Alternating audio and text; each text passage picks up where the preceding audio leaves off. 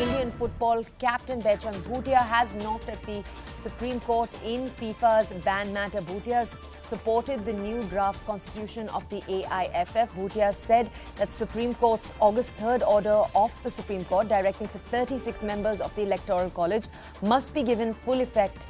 Equal representation in the general body would not only give a voice to the concerns but also lead them to logical conclusions. This is exactly what Bhutia had to say. We'll play out for you the bite, but remember, all of this comes after last week we saw big developments coming in with FIFA and the AIFF, where you had the FIFA go out, come forward and straight up ban the AIFF. The centre is now moving to revoke that ban, and so they've come forward, they've accepted all of the demands put forward by FIFA. This is obviously a desperate move on the part of the central government to get the FIFA ban on the AIFF revoked. What they're seeking to do is to end a mandate of the Committee of Administrators as demanded by the world governing body. This is the sports ministry's moves that we're seeing. And remember, what's also in crucial focus here is the FIFA Under-17 Women's World Cup that's scheduled to take place in India in October. That's why you're seeing administrators across the country scramble to try to save that, because something that was made clear by FIFA was that that also would not take place as a result of the moves that we're seeing in the Supreme Court. Because the world body on August 15th had imposed a ban on the All India Football Federation due to what they call third-party interference. They then said that the women's age group showpiece, which is essentially the FIFA Under-17 Women's World Cup, that can't be held in India as planned. So we're seeing all of this action around that, scrambling to save it. My colleague Ananya is with us right now. Ananya, good morning. Thank you so much for joining us. Ananya, you're the first reporter we're speaking to on this story. So I'm going to come to you for clarity here.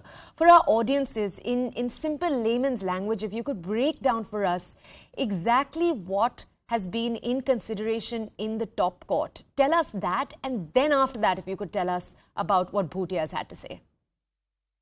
So yes, Toya, remember that this matter has been going on for a long while. The Supreme Court has been passing on directions into this particular matter. Remember, the Supreme Court had, in fact, dissolved the actual AIFF at that point of time, and it said that a re-election should happen, and after which Praful Patel had also stepped down. But then a contempt petition was filed by the COA, that is the Committee of Administrators that were appointed by the top court into this particular matter.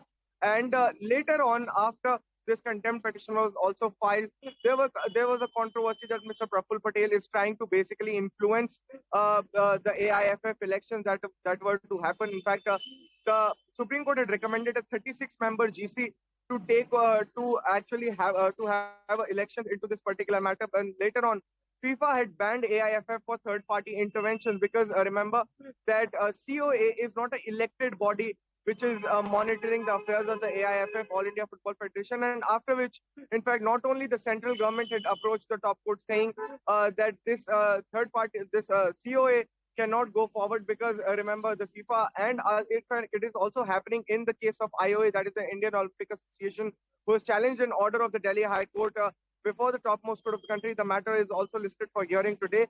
So both of these matters would be heard, because remember that with regards to the AIFF, the All India Football Federation, if at all this COA continues, then definitely the FIFA would continue its ban and suspension of the AIFF, and the Under-17 World Cup would not be able to happen in the country. And what more is there is that the Supreme Court is also somewhere of the other taking the request of the central government and the AIFF that there shall be no COA. And today, the matter has been listed for hearing before Justice D.Y. Chandrachud-led bench. So we'll have to wait and watch as to what pans out and what the Supreme Court says, because the Under-17 World Cup had to happen from October 11th to October 30th. So very less time is left, and there have to be consultations that have to go on with FIFA. So we'll have to wait and watch as to what the Supreme Court says today, because it totally depends now on the Supreme Court that what would be the future of Indian football and whether India would be able to hold this World Cup or not, Toya. Okay, Ananya, thank you so much for the clarity.